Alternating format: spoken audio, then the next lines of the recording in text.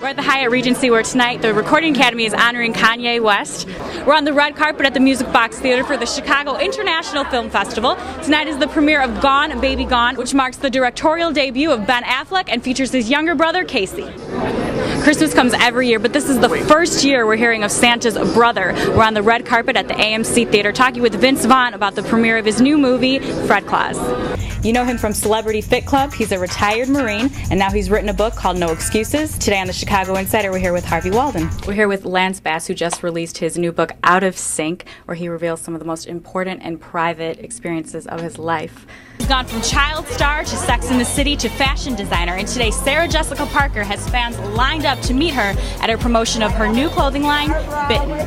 It's Friday night, and where should you head after work? Check out First Fridays at the Museum of Contemporary Art. I'm here at the Gary International Airport, and I'm about to take a ride in one of the very planes that you're going to be seeing flying over Lake Michigan in our very own Chicago Air and Water Show. You know what's interesting is that everybody expected a big feud, but you were really respectful and you gave 50 Cent a lot of credit. How come people don't talk about the respectful side of Kanye West? Well, you just did right there. It's always my that's what my whole conversation is always about, a level of respect. And when and when you see me, or when the media takes a situation and talks about me like spazzing out or being emotional or being convicted about my music, they're not really reading between the lines of what I'm saying. I'm saying it's a level of respect that should be given when you have an artist on a certain caliber and you have them doing a lot of work. You've had so many successful projects. What advice would you offer aspiring actors in Chicago? Oh, wow.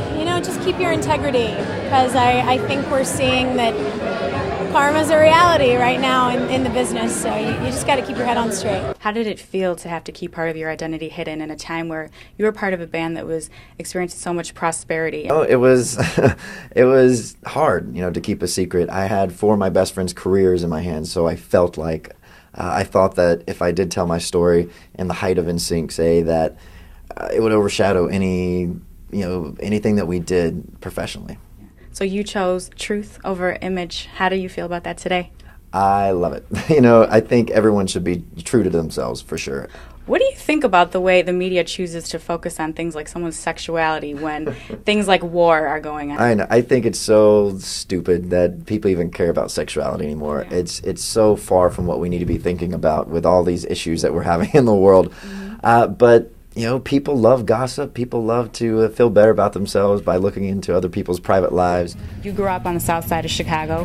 How do you think your upbringing maybe influenced your no excuses mentality?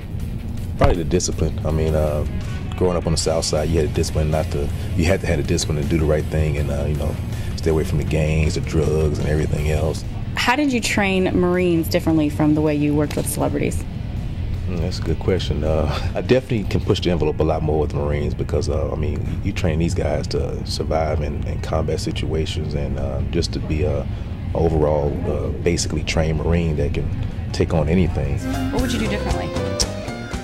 I would have gone to the doctor more. I think in people in life, I think people should really get checked, and I don't think we do. I think we live so fast. What do you think it is that society is so obsessed with about seeing these people make mistakes as opposed to recognizing that they have some real problems and real issues to be dealing with? Watching Lindsay going in and out of rehab is fun. I'm going to hell. So why do you choose to report on the gossip end of issues as opposed to the real underlying problems? Because the real underlying problems are boring. And I'm shallow. Okay. But I'm so shallow, it's deep. Good. Now, is there anything you want your fans to know about you or what they can expect from Perez Hilton in the future? I love Chicago, but you have failed me. I need your help. If any of you know Oprah Winfrey, tell her that I love her. I need her to call me, and I want to be on her show. Okay, thank you so much. And it was lovely being on this one, too. Thank you. What would you say fans are looking for from artists, and what is the artist's responsibility for the fans? What I think fans are looking for from an artist is just good stuff, and I think that's basically the responsibility that an artist has to their fans, to do their best to give your audience the best product that you can come up with. You were into some trouble growing up. What was your perception of the courts then? Didn't want anything to do with them. As most troubled youth believe, you never think you're going to end up in one of the courts. People don't know that it wasn't as if I went to law school and they rolled out the red carpet and said, yeah, we know you've gotten in trouble, but we love you anyway. No, in fact, I had a lot of obstacles. After I passed the bar exam, they held my license up. I didn't let that deter me, even though I had been turned down by the ethics committee and the appeals committee. I continued to fight and ultimately had to get my license at the Michigan Supreme Court. You were the most accomplished new hip-hop artist of 2006 with 2 #1 hits. What is it going to take for you to continue that success? I think I gotta outwork myself. I ain't gotta worry about no competition. Try to outdo what I did last go round and continue to stay humble. Okay, so my hue is turquoise and yours is blue. I guess I'm gonna be single forever. We only will be a match if you're magenta. Magenta? Yes. I think that's my favorite color.